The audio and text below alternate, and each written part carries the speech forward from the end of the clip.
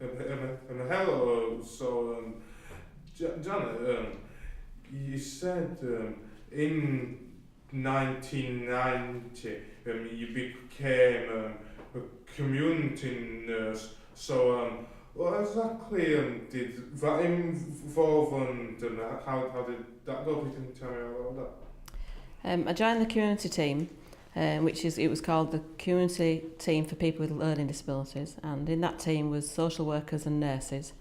And how it was set up was in each area of Bradford were so many nurses and so many social workers. And in the team I worked in South Bradford, there were 2 social workers and 2 nurses. And we worked together in pairs a lot, which for me was invaluable. It taught me a lot about working with families, taught me about working with people who were living at home with, because a lot of my experience up till then had been working with people in Westwood or working within an organisation where people lived with paid carers or paid support workers. So for me it was a new venture.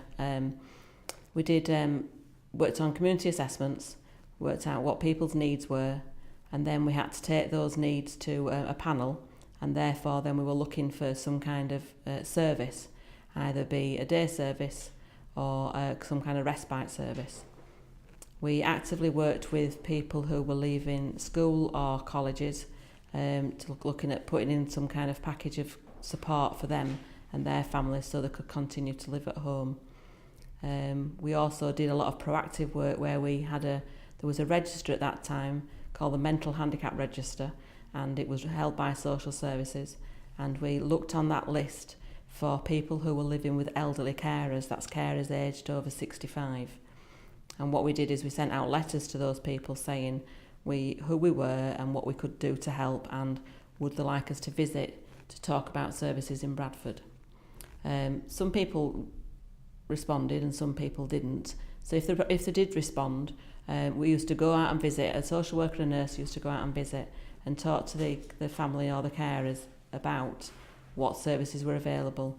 And we found a lot of people didn't have any services at all. And in other words, they'd left school at the age of sort of 15, and then they stayed at home with mum and dad, and they're responsible for all their needs, as in looking after them and during the day providing day service, and they never had any respite.